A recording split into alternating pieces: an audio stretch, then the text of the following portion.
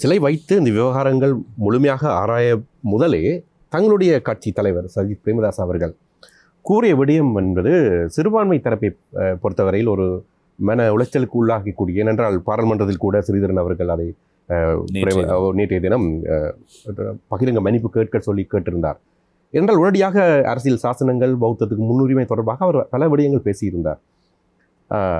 அது மட்டுமில்லாமல் நேற்றைய தினம் போலீசார் இது தொடர்பாக நடவடிக்கை எடுத்த போலீசார் அனைவரையும் இடைநிறுத்த வேண்டும் என்பது கூட உங்களுடைய உறுப்பினர்கள் கூறியிருந்தார்கள். இந்த சிலையை மையப்படுத்திய வேற்று திசையில் ஏதாவது அரசியல் நகர்வுகள் இருக்கின்றதா? அதுதான் நான் ஆரம்பத்திலே கூறியது போன்று, இன்று இந்த இனவாதங்கள் முன்னிலைப்படுத்தப்பட்டு இன்று சிலர் இதன் மூலமாக தமது அரசியல் நிலைப்பாட்டை உறுதிப்படுத்துகின்ற ஒரு நிலைக்கு சென்றிருக்கின்றார்கள்.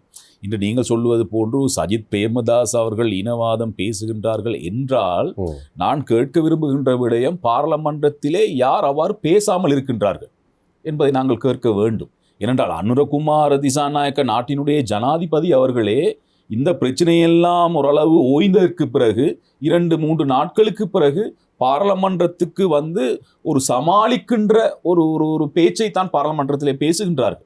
ஆகையால் இன்று அவர்களுடைய சமூகத்துக்காக இன்று குரல் கொடுக்குகின்ற ஒரு நிலைப்பாடை பார்க்கக்கூடியதாக இருக்கின்றது. அதான் நான் சொன்னேன், இது ஒரு சிங்களவராக இருந்தால் அவர் அவருடைய சமூகத்திற்கான ஒரு குரலாக இருக்கின்றார். இப்பொழுது நாங்கள் முஸ்லீம் பிரச்சனைகள் கொண்டு வருகின்ற பொழுது நாங்கள் முஸ்லீம்களுக்கான ஒரு குரலாக இருக்கின்றோம். தமிழ் மக்களுடைய பிரச்சனை வருகின்ற பொழுது தமிழ் பாராளுமன்ற உறுப்பினர்கள் அவர்களுடைய ஒரு குரலாக இருக்கின்றார்கள்.